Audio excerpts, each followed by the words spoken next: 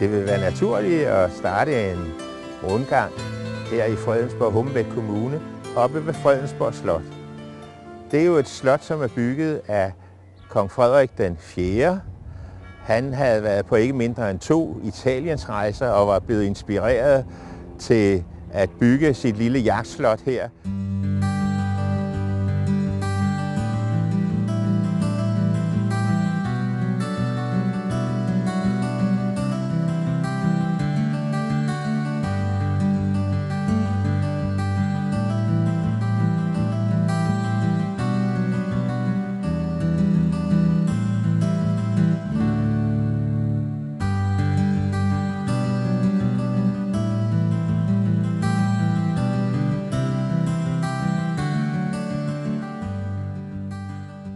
I dag bliver slottet jo meget brugt, ikke blot af regentparret og også nu af kronprinsen og kronprinsesse Mary.